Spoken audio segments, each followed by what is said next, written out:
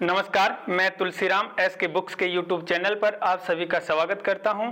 हर बुधवार की तरह करंट अफेयर्स के 35 क्वेश्चंस फिर से लेके आए आपके सामने। ये 35 क्वेश्चन 8 तो खेल से संबंधित हैं, 7 क्वेश्चन प्रमुख व्यक्ति से संबंधित है तथा रक्षा से संबंधित 1 है, पुरस्कार से 3 क्वेश्चन है, स्थान से 1, विज्ञान से 3, दिवस से 2, अर्थशास्त्र से 1, इवेंट से 5, योजना से 3, विविध 1। इस प्रकार से ये टोटल 35 क्वेश्चन आपके करंट अफेयर्स के लेके आए हैं। चलिए देखते हैं पहला क्वेश्चन कौन सा है। पहला क्वेश्चन खेल से संबंधित है। देखिए, hockey 5S Asia cup 2023 Bharat ने फाइनल में किस देश को हराकर जीता? ऑप्शन में है पाकिस्तान, जापान, मलेशिया, कोरिया। आपका उत्तर है Pakistan. Hockey 5S Asia cup 2023 Bharat ने फाइनल में पाकिस्तान को हराकर जीता था, तो आपका उत्तर है ए। अब ये जो क्वेश्चन लेके आते हैं हम, इसके नीचे किसी क्वेश्चन के नीचे स्टैटिक जीके देते हैं और किसी क्वेश्चन के नीचे एक्सप्लेनेशन देते हैं। तो कई बार स्टैटिक जीके और एक्सप्लेनेशन से भी क्वेश्चन बनकर एग्जाम में पूछ लिया जाता है या बनकर क्वेश्चन आ जाते हैं एग्जाम में। तो नीचे देखिए, अब भारत ने जीत के साथ ही अगले साल होने वाले विश्व कप के लिए क्वालिफाई कर लिया। इस जीत के साथ ही अगले साल होने वाले विश्व कप के लिए क्वालिफाई कर लिया। ये फील्ड हॉकी का छोटा और तेज फॉर्मेट वाला खेल है। यहाँ प्रत्येक टीम में 5 खिलाड़ी होते हैं। कितने खिलाड़ी होते हैं? 5 खिलाड़ी होते हैं। इसमें हॉकी का मैदान लगभग आधा होता है। आजकल कुछ खेलों में नए नए स्वरूप आ रहे हैं, जैसे कि रग्बी में रग्बी 7, बास्केटबॉल में 3x3 बास्केटबॉल। अगला क्वेश्चन देखिए, 2 नंबर का, टाटा स्किल शतरंज महिला रैपिड इवेंट किस खिलाड़ी ने जीता? ऑप्शन में है दिव्या देशमुख, कोनेरू हम्पी, सुब्बा रमन विजयलक्ष्मी, भक्ति कुलकर्णी। तो आपका उत्तर है दिव्या देशमुख।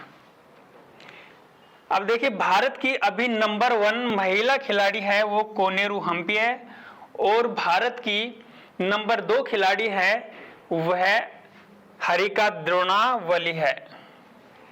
अगला क्वेश्चन देखिए, अविनाश सावले हाल ही में आयोजित जियामेन डायमंड लीग में किस स्पर्धा में 5वें स्थान पर रहे? वह पेरिस ओलंपिक के लिए क्वालिफाई कर चुके हैं। ऑप्शन में है 400 मीटर में, 800 metre, 1500 metre, 3000 metre steeplechase. तो आपका उत्तर है डी, 3000 मीटर स्टीपल चेज में। अब नीचे देखिए, 3000 मीटर स्टीपल चेज में भारत अब तक धीरे धीरे अच्छा प्रदर्शन कर रहा है। अविनाश सावले हैं, ये महाराष्ट्र के हैं। और महिलाओं में हमारे पास पारुल चौधरी ने भी ओलंपिक के लिए क्वालिफाई कर लिया है। अगला क्वेश्चन देखिए, भारत के नंबर 1 शतरंज खिलाड़ी कौन बन गए हैं? ऑप्शन में है डी गुकेश, रमेश बाबू प्रज्ञानानंद, विश्वनाथ आनंद, विदित गुजराती। तो आपका उत्तर है डी गुकेश हैं, ये भारत के नंबर 1 शतरंज खिलाड़ी बन गए हैं। अब नीचे देखिए, डी गुकेश भारत के सबसे कम उम्र के विश्व विख्यात शतरंज खिलाड़ी हैं। हाल ही में विश्व कप में क्वार्टर फाइनल में मैग्नस कार्लसन से हार गए थे। विश्व कप में फाइनल में कार्लसन ने भारत के ही रमेश बाबू प्रज्ञानानंद को हराया था। अगला क्वेश्चन देखिए, आप इसकी स्क्रीनशॉट ले सकते हैं। नीरज चोपड़ा ने हाल ही में आयोजित जियामेन डायमंड लीग में कौन सा पदक जीता? स्वर्ण, रजत, कांसे, डायमंड। तो आपका उत्तर है रजत पदक इन्होंने जीता है। और इससे पहले नीरज चोपड़ा ने विश्व चैंपियनशिप में स्वर्ण पदक जीता था। अगला क्वेश्चन देखिए, मुरली श्रीशंकर ने हाल ही में आयोजित जियामैन डायमंड लीग में 5वां स्थान हासिल किया, वह किस स्पर्धा में भाग लेते हैं, यानी किस खेल से संबंधित हैं, कई बार ये भी पूछ लिया जाता है। तो आपका ऑप्शन में दे रखा है ऊंची कूद, लंबी कूद, पोल वॉल्ट, ट्रिपल जंप। आपका उत्तर है लंबी कूद। तो ये लंबी कूद से संबंधित है खिलाड़ी। और नीचे देखिए आप, मुरली श्रीशंकर लंबी कूद में राष्ट्रीय रिकॉर्ड धारक हैं। वह अब तक 8.36 मीटर लंबी कूद चुके हैं और वह ओलंपिक के लिए भी क्वालिफाई हो चुके हैं, यानी ओलंपिक के लिए भी योग्यता हासिल कर चुके हैं। अगला क्वेश्चन देखिए, विश्व का तीसरा सबसे पुराना फुटबॉल टूर्नामेंट डुरंड कप हाल ही में किस टीम ने जीता? ऑप्शन में है मोहन बागान, ईस्ट बागान, रेलवे, एफसी गोवा। तो आपका उत्तर है मोहन बागान। ये जो डुरंड कप है, ये विश्व का तीसरा सबसे पुराना फुटबॉल कप है तथा एशिया का सबसे पुराना फुटबॉल कप है। अब देखिए, मोहन बागान और ईस्ट बागान है, ये दोनों ही कलकत्ता के क्लब हैं, फुटबॉल क्लब हैं। तो आपका ये पूछा गया है कि विश्व का तीसरा सबसे पुराना फुटबॉल टूर्नामेंट डुरंड कप है, तो ये किस टीम ने जीता है? तो आपका उत्तर है मोहन बागान। कई बार डुरंड कप से संबंधित ऐसे क्वेश्चंस भी पूछ लिए जाते हैं कि डुरंड कप किस खेल से संबंधित है। अक्सर ये एग्जाम में कई बार पूछ लिया जाता है। तो आपका उत्तर हो जाएगा फुटबॉल। अगला क्वेश्चन देखिए, एक दिवसीय एशिया कप में भारत और पाकिस्तान का मैच श्रीलंका में Pallekele international cricket stadium candy में हुआ था। इससे पहले भारत पाकिस्तान का मैच किस तारीख को हुआ था?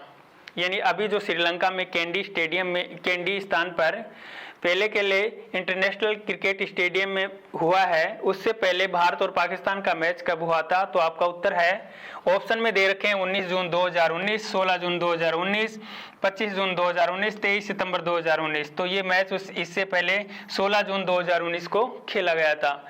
नीचे देखिए, भारत है ये पाकिस्तान से केवल आईसीसी और एसीसी के क्रिकेट टूर्नामेंट में ही खेलता है।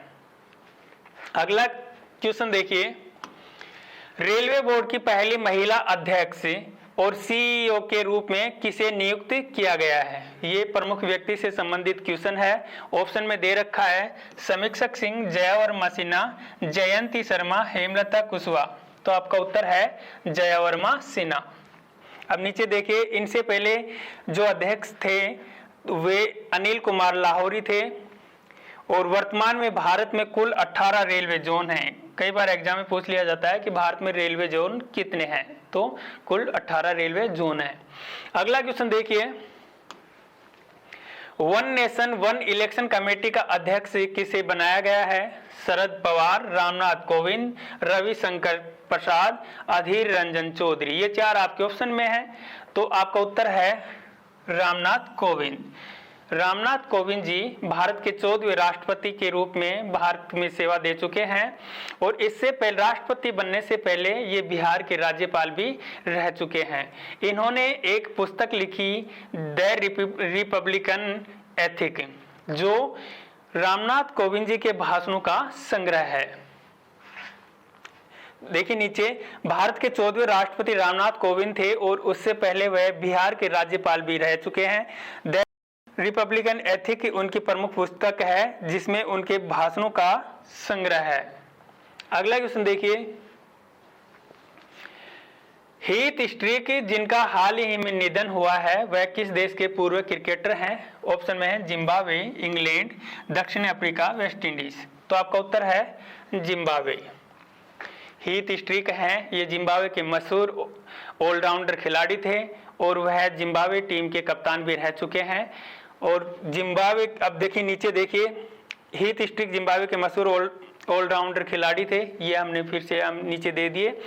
और वह जिम्बाब्वे टीम के कप्तान भी रहे हैं। जिम्बाब्वे की राजधानी हरारे अगर आपसे पूछ लिया जाए कि जिम्बाब्वे की राजधानी क्या है, तो जिम्बाब्वे की राजधानी हरारे। हम इसके साथ साथ में कई बार क्वेश्चंस के नीचे उससे संबंधित क्वेश्चंस दे देते हैं जो एग्जाम में कई बार पूछे जाते हैं और फिर से आने की संभावना पूरी बनी रहती है। 12 नंबर क्वेश्चन देखिए, जिम्बाब्वे के राष्ट्रपति के रूप में 5 साल के कार्यकाल के लिए दूसरी बार कौन चुना गया है? ऑप्शन में है Emmerson Mnangagwa, Matamela Cyril Ramaphosa, Jacob Zuma, William Ruto. तो आपका उत्तर है एमरसन मनांगाग्वा, ये आपका उत्तर हो गया। अब नीचे देखिए, जिम्बाब्वे का पुराना नाम है दक्षिणी रोडेशिया। कई बार एग्जाम में पूछ लेते हैं जिम्बाब्वे का पुराना नाम, तो दक्षिणी रोडेशिया है। जैकब जुमा है, ये दक्षिण अफ्रीका के पूर्व राष्ट्रपति हैं। माटामेला सिरिल रामफोसा हैं, ये दक्षिण अफ्रीका के वर्तमान राष्ट्रपति हैं, तथा विलियम रुट्टो हैं, ये केन्या के राष्ट्रपति हैं। अगला क्वेश्चन देखिए, भारतीय मूल के व्यक्ति का नाम बताएं जो सिंगापुर के 9वें राष्ट्रपति चुने गए हैं। ऑप्शन में है थर्मन सनमुगरत्नम, कोक सोंग, टेन किन लियान, इनमें से कोई नहीं। तो आपका उत्तर है थर्मन सनमुगरत्नम। ये भारतीय मूल के व्यक्ति हैं जो सिंगापुर के 9वें राष्ट्रपति के रूप में चुने गए हैं और इन्हें 70% से अधिक मत मिले हैं।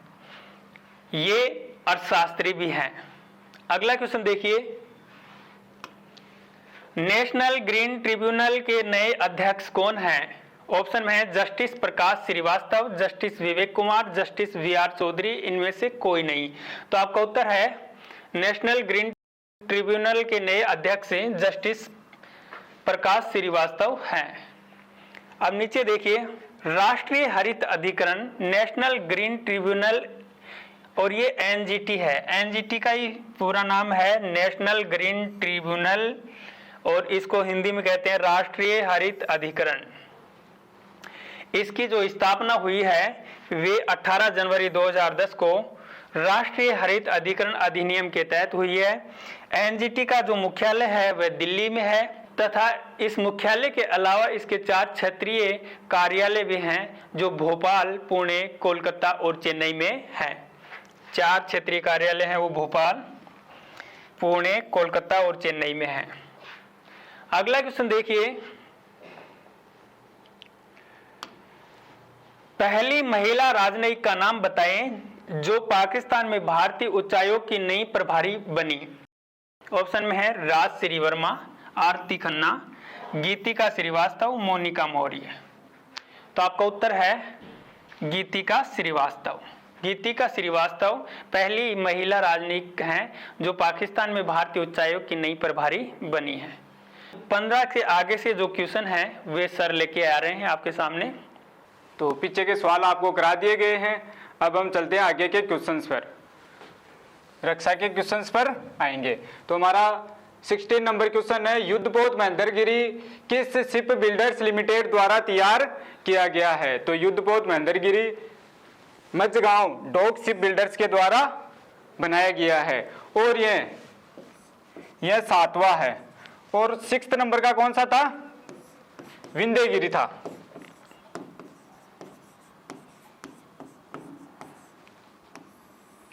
विंध्यगिरी था। और ये महेंद्रगिरी को किसने लॉन्च किया है? तो यह महेंद्रगिरी को उपराष्ट्रपति जगदीप धनखड़ जी की धर्मपत्नी श्रीमती सुदेश धनखड़ जी ने युद्धपोत महेंद्रगिरी को लॉन्च किया है। अब आते हैं हम पुरस्कार के सवालों पर। तो हमारा सवाल है, मिस अर्थ 2023 का किताब किसने जीता है? तो मिस अर्थ 2023 का किताब किसने जीता है? प्रियन सेन ने जीता है। और प्रवीण आंजना ने, इन्होंने जीता है divine miss international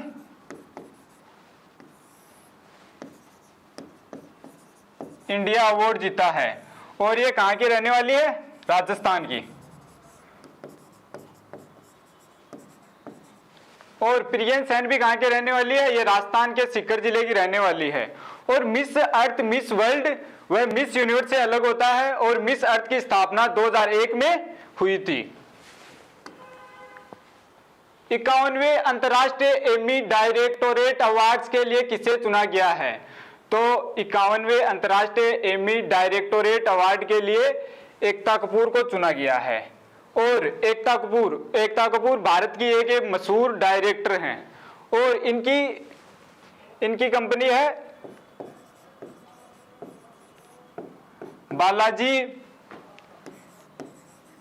telefilm. Balaji telefilm की ये क्या है? को-फाउंडर हैं। और ये न्यूयॉर्क में दिए जाएंगे। ये अवार्ड कहां पर दिए जाएंगे? न्यूयॉर्क में।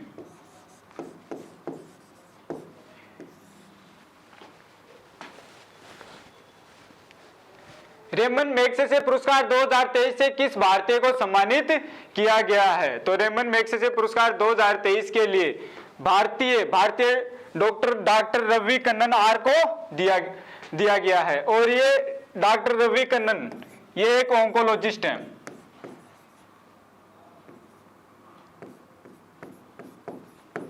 ये ऑन्कोलॉजिस्ट हैं। और रेमन मैग्सेसे पुरस्कार को एशिया का नोबेल पुरस्कार भी कहा जाता है और ये फिलीपींस की राजधानी मनीला में दिया जाता है। और इस पुरस्कार को 1957 से दिया जा रहा है। रेमन मैग्सेसे पुरस्कार को 6 क्षेत्रों में दिया जाता है। और फर्स्ट भारतीय कौन थे रेमन मैग्सेसे पुरस्कार प्राप्त करने वाले? विनोबा भावे।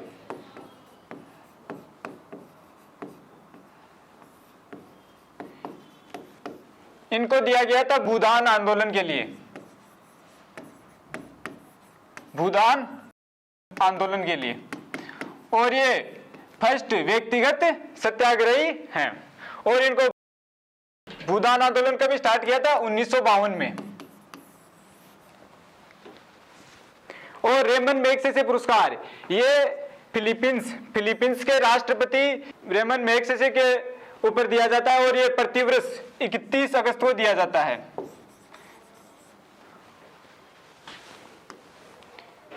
अब आते हैं स्थान के क्वेश्चंस पर। एशियन डेवलपमेंट बैंक ने भारत सरकार के साथ मिलकर किस शहर में जलवायु परिवर्तन और स्वास्थ्य केंद्र स्थापित करने का फैसला किया है? तो ये दिल्ली में स्थापित किया जाएगा। और एशियन डेवलपमेंट बैंक का मुख्यालय कहां पर है? फिलीपींस की राजधानी मनीला में है। और प्रेजेंट में इसके अध्यक्ष कौन है? मासाचुसेट्स असाकावा इसके अध्यक्ष हैं। और एडीबी की स्थापना, एशियन डेवलपमेंट की स्थापना कब हुई थी? 19 दिसंबर 1966 को हुई थी। और इसका संस्थापक देश कौन था? भारत इसका संस्थापक देश था। और इसमें प्रेजेंट में 68 देश सदस्य देश हैं। अब आते हैं हम विज्ञान के क्वेश्चंस पर। इसरो ने किस रॉकेट से आदित्य L1 को लॉन्च किया है? तो इसरो ने PSLV-C57 से इसको लॉन्च किया है। और यह PSLV रॉकेट की 59वीं उड़ान है। और PSLV की फुल फॉर्म क्या है? Polar satellite launch vehicle. ISRO ने किसके रिसर्च के लिए आदित्य L1 को अंतरिक्ष में भेजा है? तो इसरो ने आदित्य L1 को सूर्य के रिसर्च के लिए भेजा है। और आदित्य L1 सूर्य का अध्ययन करने वाला पहला अंतरिक्ष आधारित भारतीय मिशन है। और यह 2 सितंबर को श्रीहरिकोटा से लॉन्च किया गया है। आदित्य L1 वास्तव में क्या है? तो आदित्य L1 एक क्या है? अंतरिक्ष वेधशाला है। यह एक अंतरिक्ष वेधशाला है। आदित्य L1 सूर्य का अध्ययन करने वाली पहली अंतरिक्ष आधारित वेधशाला है। और यह अंतरिक्ष यान 125 दिन में पृथ्वी से लगभग 15 लाख किलोमीटर लंबी यात्रा करने के बाद लैग्रेंजियन बिंदु L1 के आसपास एक प्रभामंडल कक्ष में स्थापित होगा। अब आते हैं हम दिवस के क्वेश्चंस पर। विश्व नारियल दिवस कब मनाया जाता है? तो विश्व नारियल दिवस मनाया जाता है 2 सितंबर को विश्व नारियल दिवस मनाया जाता है। और विश्व में नारियल के उत्पादन के लिए सबसे आगे अभी इंडोनेशिया है, दूसरे नंबर पे फिलीपींस है और तीसरे नंबर पे कौन है? भारत है। विश्व संस्कृत दिवस वर्ष 2023 में कब मनाया गया है? तो विश्व संस्कृत दिवस मनाया गया 21 अगस्त को। और फर्स्ट कब मनाया गया था? 1969 में मनाया गया था। और यह प्रसिद्ध संस्कृत विद्वान पाणिनि की जयंती पर प्रतिवर्ष मनाया जाता है। और 29 अगस्त को राष्ट्रीय खेल दिवस मनाया जाता है। यह फील्ड हॉकी खिलाड़ी ध्यानचंद के जन्म दिवस पर राष्ट्रीय खेल दिवस मनाया जाता है। और ध्यानचंद के नाम पर अब सबसे बड़ा खेल पुरस्कार ध्यानचंद खेल रत्न पुरस्कार है। अब आते हैं हम इकोनॉमिक्स के क्वेश्चंस पर। वित्त वर्ष 2023-24 की पहली तिमाही में भारत की जीडीपी विकास दर कितनी प्रतिशत रही है? तो भारत की रही है 7.8% रही है। और rating agency Moody's investor service ने अब भारत की वृद्धि दर अनुमान बढ़ाकर 6.7 कर दिया है। अब आते हैं इवेंट के क्वेश्चंस पर। अमेरिका का एक राज्य है जॉर्जिया, और जॉर्जिया एक देश भी है। तो यह यहाँ पर हमारे को पूछ रहा है, अमेरिकी राज्य जॉर्जिया ने किस महीने को आधिकारिक तौर पर हिंदू हेरिटेज मंथ घोषित किया है? तो यह अक्टूबर माह को घोषित किया है। राष्ट्रीय पोषण सप्ताह कब से कब तक मनाया जाता है? तो राष्ट्रीय पोषण सप्ताह 1 सितंबर से 7 सितंबर तक मनाया जाता है। और ये क्यों मनाया जाता है? क्योंकि यह देश में राष्ट्रीय पोषण सप्ताह का मुख्य उद्देश्य है कि पोषण के लाभों के बारे में जागरूकता पैदा करना, स्वस्थ और स्वच्छ खान पान की आदतों को बढ़ावा देना है। पहली बार कर्नाटक सांस्कृतिक महोत्सव का आयोजन कहाँ किया गया है? तो यह श्रीलंका में किया गया है। हाल ही में केंद्रीय मंत्री नितिन गडकरी ने किस कंपनी द्वारा विकसित दुनिया की पहली 100% इथेनॉल संचालित कार का अनावरण किया है? तो यह कार है टोयोटा की। यह कार टोयोटा की है। और भारत ने 2026 तक 20% इथेनॉल मिश्रित करने का लक्ष्य निर्धारित किया है। कितना? 2026 तक। और यह पहले कितना था? 2030 तक था, और इसे परिवर्तित करके 2026 कर दिया है। और केंद्रीय मंत्री नितिन गडकरी, ये प्रेजेंट में केंद्रीय मंत्री हैं, केंद्रीय परिवहन मंत्री हैं।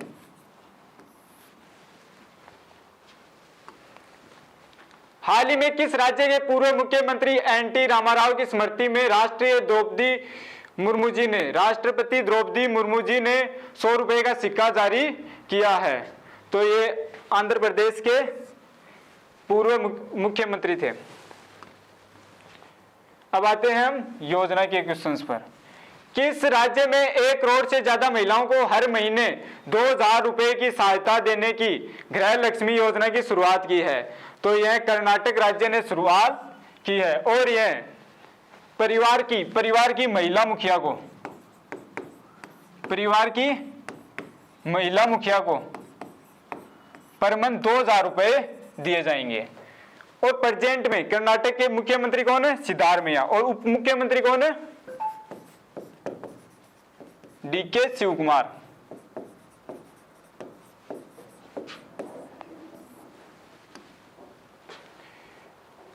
हाल ही में केंद्र सरकार ने मेरा बिल मेरा अधिकार योजना कहां प्रारंभ की है? तो यह योजना तीन तो स्टेट में प्रारंभ की है, और 3 केंद्र शासित प्रदेश में स्टार्ट की है। तो हरियाणा व गुजरात व असम में तो 3 तो राज्य हो गए, एक तो हरियाणा हो गया, गुजरात हो गया, असम हो गया। और 3 केंद्र शासित प्रदेश हैं इसमें, दादरा नगर हवेली, पुडुचेरी, दमन और दीव। तो इसका आंसर क्या होगा? उपयुक्त सभी। और इस योजना का मुख्य उद्देश्य क्या है? इसका मुख्य उद्देश्य है कि ज्यादा से ज्यादा लोगों को जीएसटी बिल लेने के लिए प्रेरित करना है। मुख्यमंत्री मुफ्त नाश्ता योजना किस राज्य ने शुरू की है? तो मुख्यमंत्री मुफ्त नाश्ता योजना तमिलनाडु राज्य ने शुरू की है। भारत में पिछले 100 साल में अगस्त 2023 में सबसे कम बारिश हुई है। यह औसत से कितनी कम रही है? तो यह 36% कम रही है। यह कितनी परसेंट? 36% कम रही है। अगस्त में आमतौर पर 25.4 सेंटीमीटर बारिश होती है। और ये आंकड़े जारी कौन करता है? तो ये IMD, इंडियन मेट्रोलॉजिकल डिपार्टमेंट, भारतीय मौसम विज्ञान विभाग जारी करता है। और IMD की स्थापना कब हुई थी? 1875 में हुई थी। और इसका मुख्यालय कहां पर है? नई दिल्ली। नई दिल्ली में इसका मुख्यालय है। तो हमारे क्वेश्चन यहीं समाप्त होते हैं। तो क्लास को लाइक करें, कमेंट बॉक्स में कमेंट करके बताएं आपको क्लास कैसे लगी, और अपने दोस्तों के साथ शेयर करें, चैनल को सब्सक्राइब करें। Thank you.